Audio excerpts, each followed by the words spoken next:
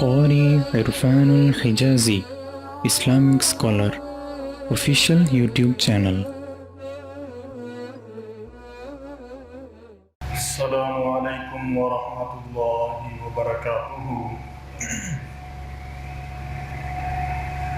ان الحمد للہ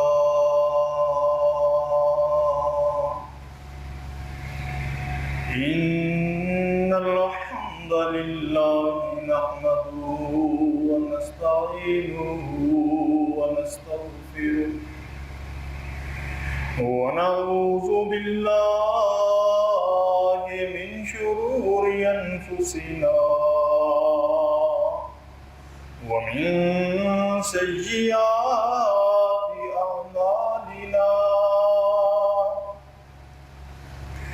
من يهده الله فلا مضل له ومن يضلل فلا هادي له، واشهد ان لا اله الا الله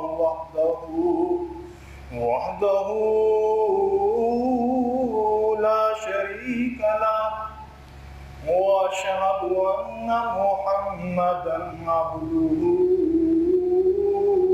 ورسوله، ومن يرغب عن ملة إبراهيم إلا من سفه نفسه ولقد اصطفيناه في الدنيا وإنه في الآخرة لمن الصالحين۔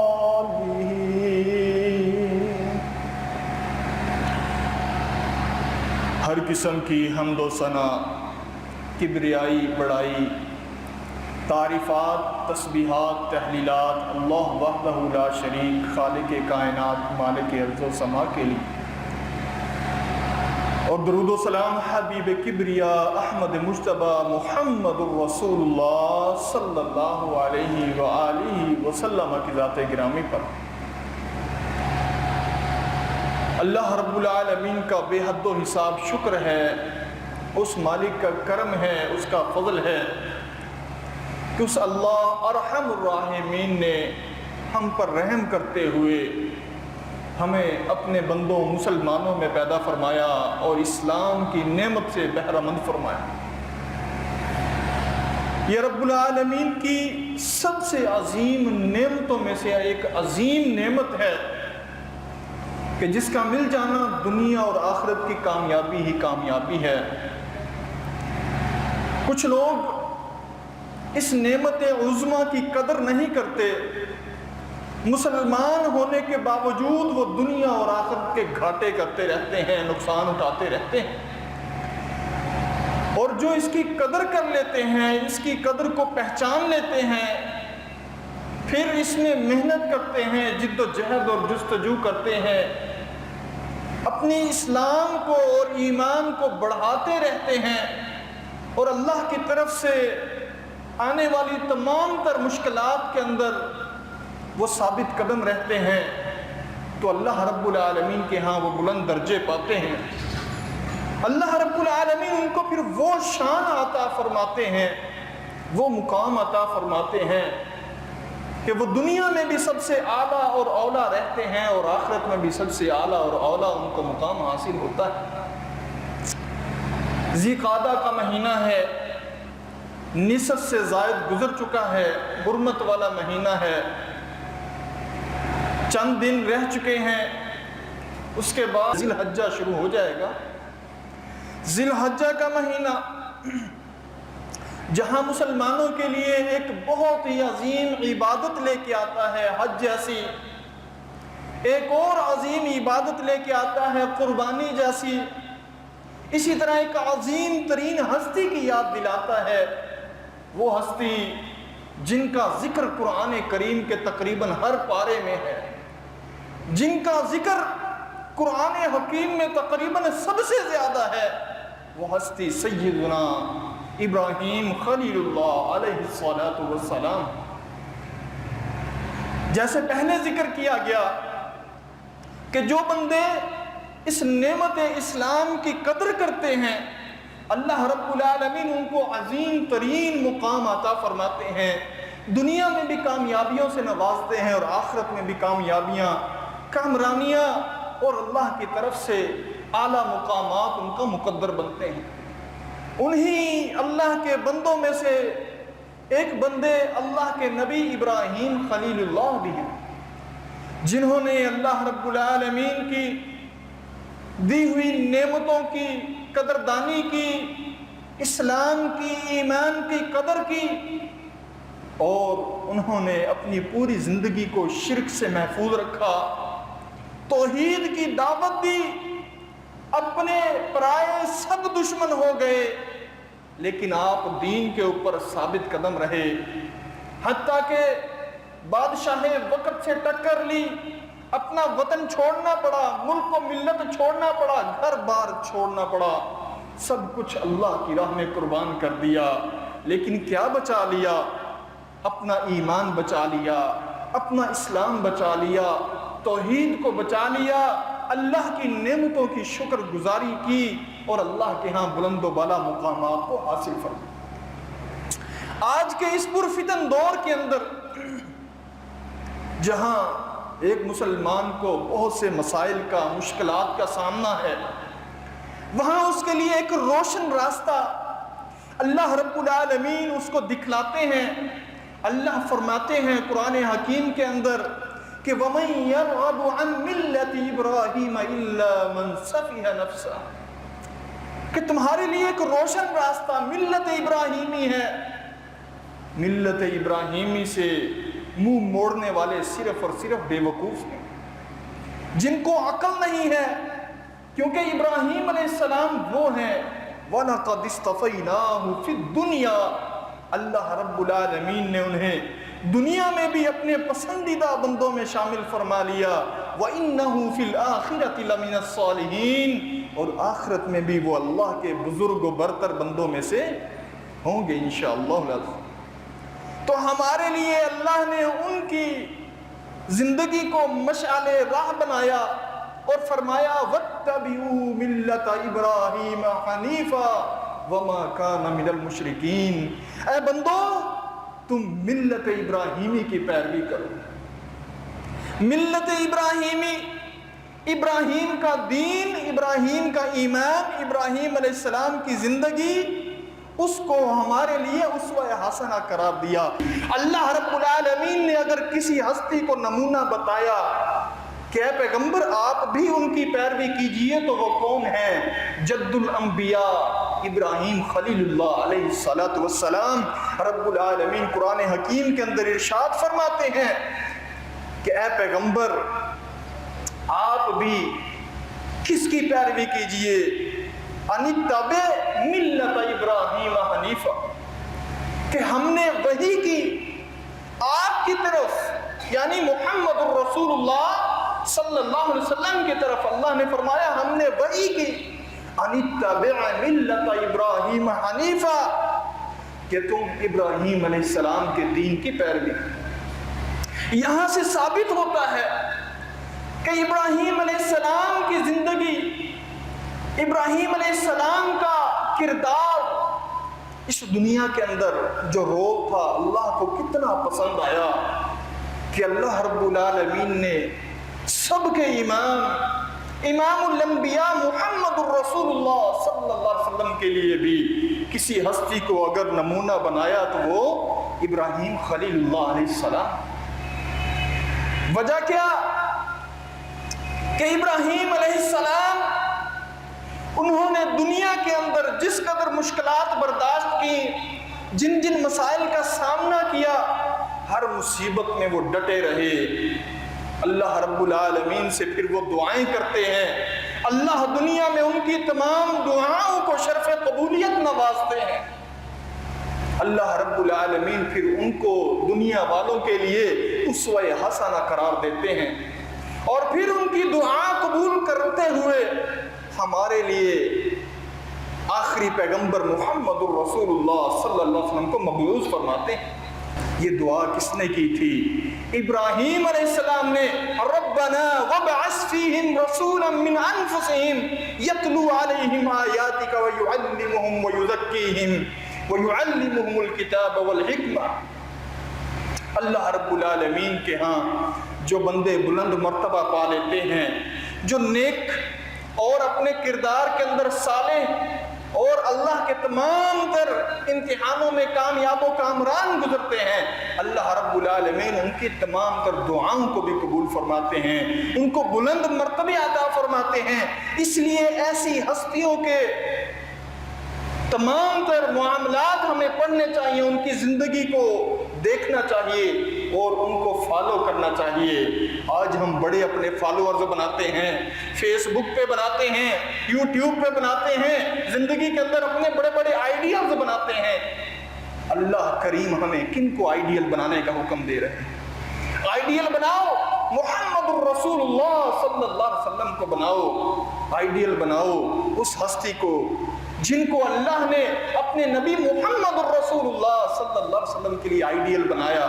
وہ کیا ہیں؟ ابراہیم علیہ السلام۔ ان کی خوبیوں کو اپناؤ، ان کی زندگی کی خوبیاں دیکھو، وہ خوبیاں کیا کیا ہیں۔ سب سے بڑی خوبی جو اللہ رب العالمین اپنے پیارے بندے ابراہیم علیہ السلام کی بیان فرماتے ہیں، وَمَا كَانَ مِنَ الْمُشْرِكِينَ، کہ ابراہیم علیہ السلام شرک کرنے والوں میں سے نہیں تھے۔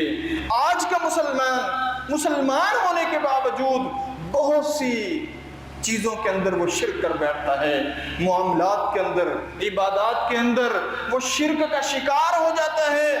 اللہ رب العالمین نے یہ خاصیت ابراہیم علیہ السلام کی بیان فرمائی۔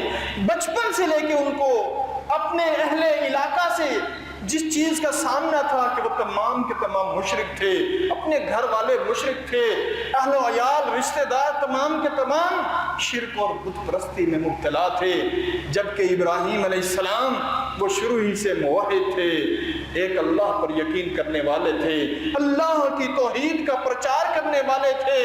جب اللہ رب العالمین نے ان سے ایک عظیم کام کروایا، بیت اللہ کی تعمیر کروائی، ہاتھ اٹھاتے ہیں، اللہ تبارک و تعالیٰ کے سامنے دعا کرتے ہیں، وَجْنُبْنِي وَبَنِيَّ أَن نَعْبُدَ الْأَصْنَامَ، اے پروردگار مجھے اور میری اولاد کو بت پرستی سے محفوظ فرما۔ یہ بت پرستی ایک بتوں کے سامنے سر جھکانا بھی ہے اور ایک اپنی خواہشات نفس کے سامنے سر جھکانا بھی ہے۔ کچھ مسلمان اسلام قبول کرنے کے باوجود شجر و حجر کے سامنے جھکتے ہیں، ذرا سی مصیبت کی آئی، مشکل کی آئی، وہ جا کے درباروں کے آگے جھک پڑتے ہیں، قبروں کے آگے سجدہ ریز ہو جاتے ہیں، اللہ کی مخلوق کو سجدہ کرتے ہیں، جبکہ یہ پیشانی رب العالمین نے صرف اپنے لیے بنائی ہے، اپنے سامنے جھکنے کے لیے بنائی ہے۔ اور پھر وہ مختلف قسم کے شرکیہ ٹوٹکے کرتے ہیں، وہ تعویذات کرتے ہیں، وہ شرکیہ دم درود کرتے ہیں، وہ شرکیہ ایسے اعمال کرتے ہیں جس کی وجہ سے ان کا ایمان ناقص، ان کا ایمان کمزور اور ان کا ایمان ناقابل قبول ہو جاتا ہے۔ جبکہ ابراہیم علیہ السلام ان تمام چیزوں سے بیزار تھے۔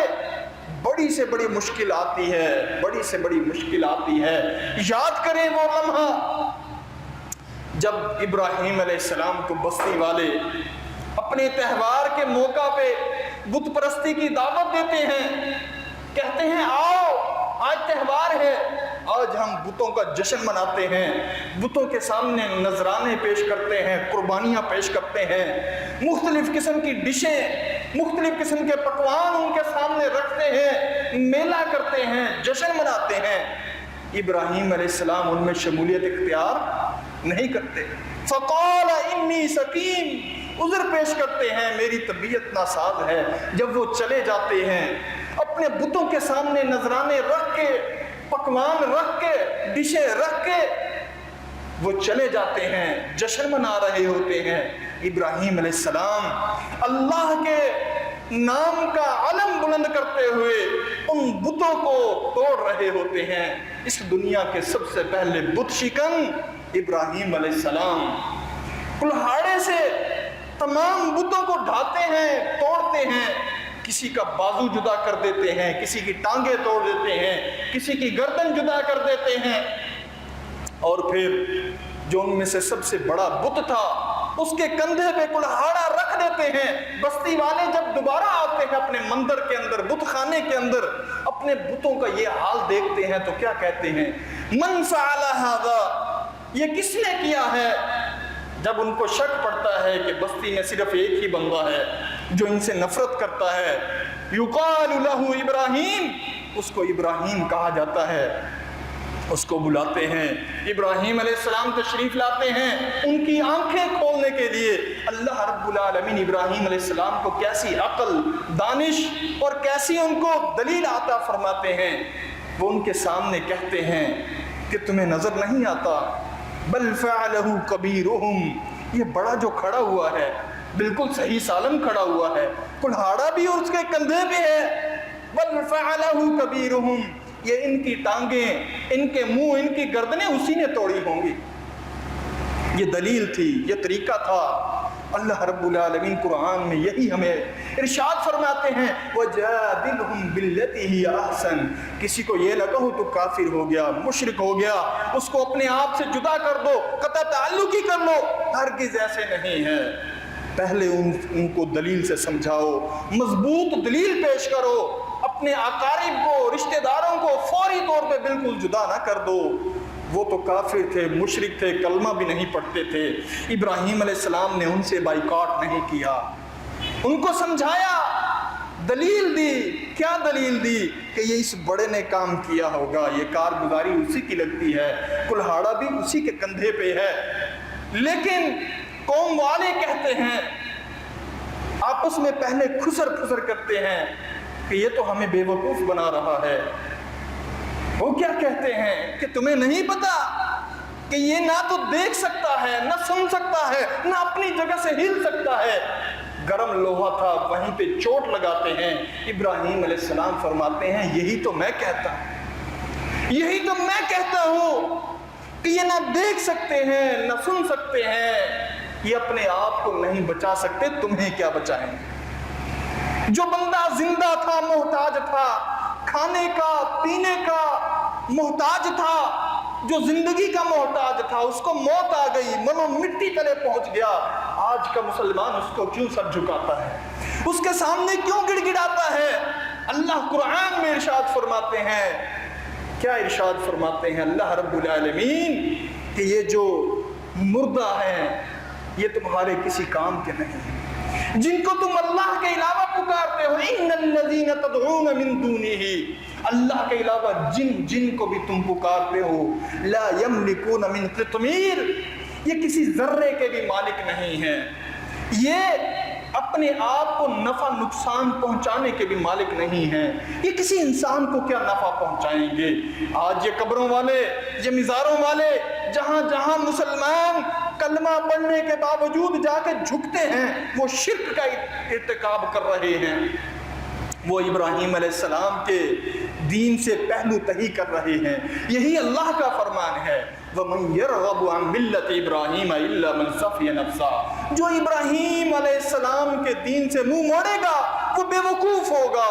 ابراہیم علیہ السلام نے ان بتوں کے سامنے سر نہیں جھکایا، پوری قوم والوں کو ان کا آئینہ دکھایا کہ یہ جن کو تم پوجتے ہو یہ تو تم اپنے ہاتھوں سے بناتے ہو، جن کو اپنے ہاتھوں سے منو مٹی تلے دبایا گیا، جن کو اپنے ہاتھوں سے تم نے غسل دیا، اپنے ہاتھوں سے کفن پہنایا، جب زندہ تھے تب بھی تمہارے محتاج تھے، جب مر گئے وہ کیا کرنی والے دھرنی والے ہو گئے، ان کی کرامتیں زیادہ ہو گئیں؟ ہرگز ایسا نہیں ہے۔ انک لا تسمع الموتى وما انت بمسمع من فی القبور، اللہ قرآن میں ارشاد فرماتے ہیں کہ جو دفن ہو گئے تم لاکھ پکار لگاؤ وہ تمہاری آواز نہیں سن سکتے، جو سن نہیں سکتا وہ تمہاری دعا کو قبول کیا کرے گا، وہ تمہاری دعا کے معاملے میں اجابت کیا کرے گا۔ آج کے مسلمان کے لیے یہی پیغام ہے کہ ابراہیم علیہ السلام کی ہستی جن کو اللہ نے قرآن کے ہر پارے میں ڈسکس کیا، ان کے نام کی سورت نازل کی، ان کو پڑھو۔ سب سے پہلی صفت ابراہیم علیہ السلام کی، وہ شرک نہیں کرتے تھے۔ اس لیے ایک مسلمان آج اگر کلمہ توحید پڑھ چکا ہے تو اس کو توحید کا معنی سیکھ لینا چاہیے، سمجھ لینا چاہیے توحید کیا ہے۔ صرف ایک اللہ کی عبادت، بندگی، اللہ کے سامنے سجدہ، یہ تو ہے ہی ہے۔ ہر مشکل کے اندر اللہ کو صرف پکارنا، ہر مشکل کے اندر مدد صرف اللہ سے۔ اللہ کے نبی صلی اللہ علیہ وسلم نے اپنے صحابہ کو یہ تلقین فرمائی، اذا استعنت فاستعن باللہ۔ اور جب بھی کوئی مشکل ہو، کوئی مصیبت ہو، کوئی تکلیف ہو، جب بھی تو نے مدد مانگنی ہو، یہ نہیں کہا میں محمد رسول اللہ سے مانگو، کیا فرمایا؟ وَإِذَا اسْتَعَنْتَ فَاسْتَعِنْ بِاللَّهِ۔ جب بھی مدد مانگو اللہ سے مانگو۔ پیارے حبیب محمد مصطفیٰ صلی اللہ علیہ وسلم کے سامنے جب ایک صحابی آ کے صرف اتنے بول بولتے ہیں، غور سے سنیے، کون سے بول؟ ما شاء اللہ و شئتا، کہ جو اللہ چاہے اور جو اے پیغمبر آپ چاہیں۔ اللہ کے نبی صلی اللہ علیہ وسلم کا چہرہ مبارک سرخ ہو جاتا ہے۔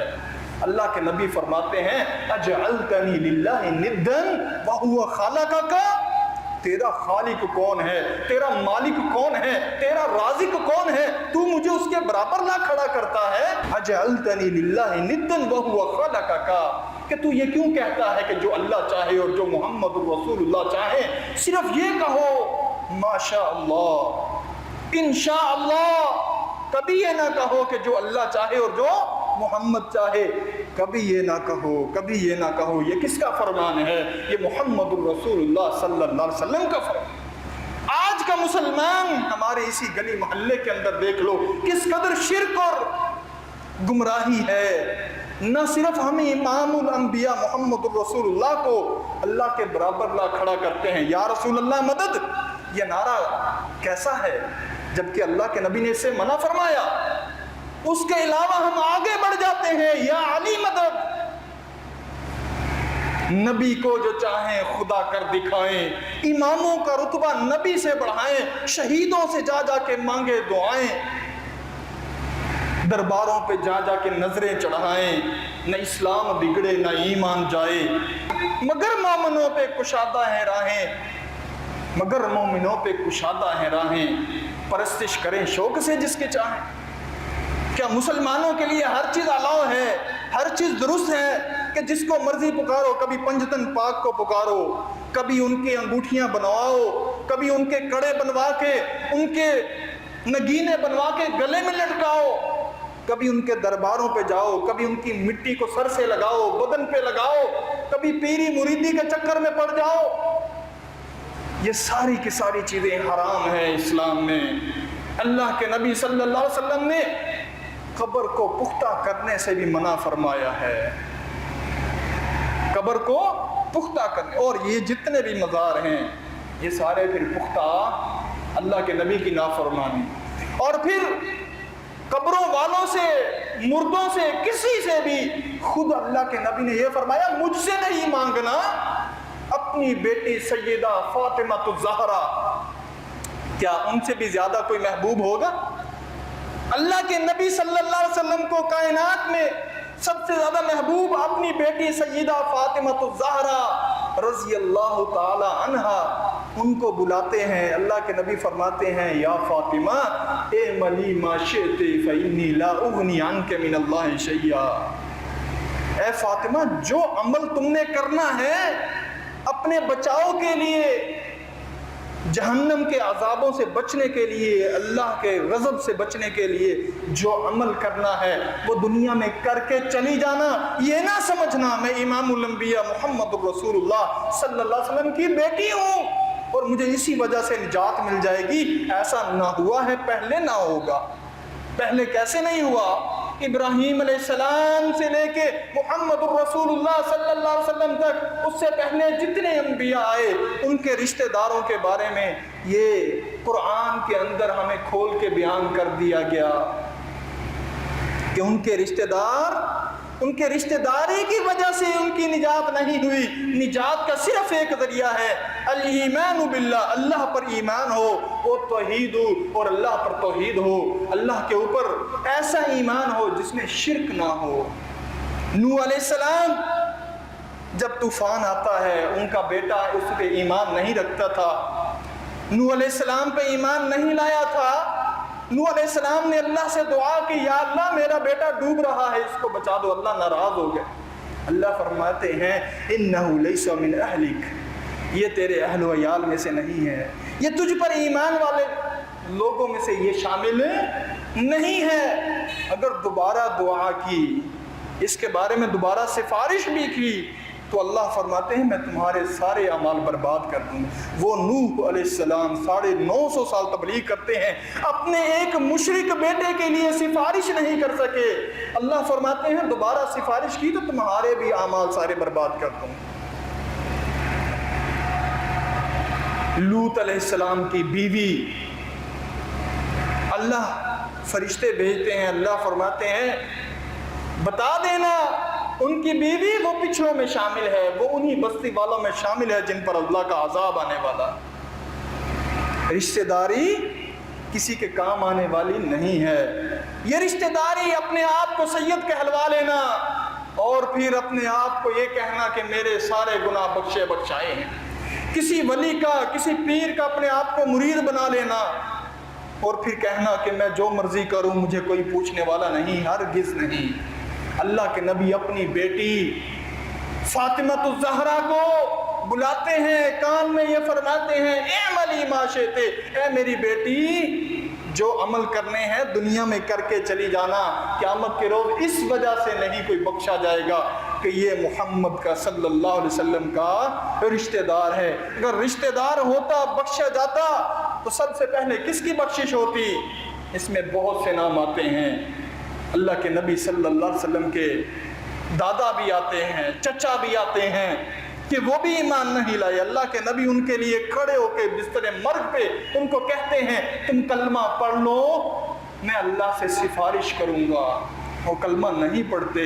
لیکن ایک یہودی کا بیٹا جب وہ مرنے سے پہلے کلمہ پڑھ لیتا ہے، اللہ کے نبی صلی اللہ علیہ وسلم کا چہرہ مبارک کھل اٹھتا ہے، آپ خوش ہو جاتے ہیں اور فرماتے کیا ہیں ایک اور جان شیطان کے شکنجے سے بچ کے رحمان کی رحمت میں چلی گئی ہے، ایک اور نفس کو اللہ رب العالمین نے شیطان کے شر سے مرتے ہوئے بچا لیا۔ یہ کلمہ وہ ہے جو نجات دیتا ہے، اس وقت نجات دیتا ہے جب بندہ مشرک نہ ہو۔ یہ ابراہیم علیہ السلام کی پہلی صفت تھی اور یہی اللہ نے ہمیں حکم دیا وَمَن يَرْغَبُ عَن مِلَّةِ إِبْرَاهِيمَ إِلَّا مَن سَفِيَ نَفْسَهُ، ابراہیم علیہ السلام کے دین سے جو بھی منہ موڑے گا وہ بے وقوف ہوگا۔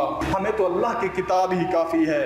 اللہ نے اپنی کتاب میں ارشاد فرما دیا، اللہ رب العالمین ارشاد فرماتے ہیں کہ کوئی بھی شخص جب کسی مصیبت میں گرفتار ہوتا ہے تو اس وقت وہ اگر پکارتا ہے تو اس کی امن یجیب المضطر اذا دعاہ ویکشف السوء االہ مع اللہ، جب ایک بیمار لاچار اور مصیبت میں گرفتار شخص جب کسی کو پکار لگاتا ہے تو اس کی پکار کو اللہ کے علاوہ بتاؤ کوئی سننے والا ہے؟ الہ مع اللہ، کیا اللہ کے علاوہ کوئی اور بھی تمہارا معبود ہے؟ قل هو اللہ احد، کہہ دو اللہ ایک ہے، اللہ الصمد، اللہ بے نیاز ہے، لم یلد ولم یولد، نہ اس نے کسی کو جنا نہ وہ جنا گیا، ولم یکن لہ کفوا احد، اور اس کا کوئی بھی ہمسر نہیں، کوئی بھی ہمسر نہیں، نہ فرشتوں میں سے، نہ اللہ کی مخلوق انبیاء میں سے، نہ اس کے انبیاء کے صحابہ میں سے، نہ ولی اللہ میں سے، نہ پیروں میں سے، نہ فقیروں میں سے، جو اللہ کا شریک نہیں ہے۔ اس کا مطلب کیا ہے؟ جو اللہ کی صفات ہیں وہ صفات اگر کوئی بندہ ان میں کہلواتا ہے یہ صفت جو اللہ میں ہے وہ میرے اس فقیر میں بھی ہے، پیر میں بھی ہے، نبی میں بھی ہے، ولی میں بھی ہے، یہ شرک ہو جاتا ہے۔ اولاد دینے والا کون؟ اللہ، اور شرک اللہ کو بالکل پسند نہیں۔ اللہ فرماتے ہیں ان اللہ لا یغفر ان یشرک بہ ویغفر ما دون ذلک لمن یشاء۔ قربانی کا سب سے پہلا ہمیں درس یہی ملتا، حج کا درس یہی ہے، عید الاضحیٰ کا درس یہی ہے، ابراہیم علیہ السلام کی پوری زندگی کا پیغام یہی ہے۔ نمرود سے ٹکرا تو گئے، آگ میں گرنا گوارا تو کر لیا، شرک کرنا گوارا نہیں کیا۔ آگ ہے، ابراہیم ہے، نمرود ہے، آگ ہے، ابراہیم ہے، نمرود ہے، آج پھر کسی کو کسی کا امتحان مقصود ہے۔ ہو اگر آج بھی ابراہیم سا ایمان پیدا، ہو اگر آج بھی ابراہیم سا ایمان پیدا، تو آگ کر سکتی ہے انداز گلستان پیدا۔ اللہ رب العالمین سے دعا ہے وہ پروردگار ذوالجلال والاکرام ہمیں ایسا ایمان نصیب فرمائے جیسا ایمان ابراہیم علیہ السلام کا تھا۔ اللہ رب العالمین ہمیں ایسا ایمان نصیب فرمائے جو شرک سے پاک ہو، جو اللہ کے ہاں مقبول ہو۔ اللہ رب العالمین ہمیں زندگی عطا فرمائے، ایمان کی، اسلام کی، موت آئے ایمان پر کلمہ حق کہتے ہوئے کہ نشہد ان لا الہ الا اللہ ونشہد ان محمد رسول اللہ۔ سبحان ربک رب العزت عما یصفون وسلام علی المرسلین والحمد للہ رب العالمین۔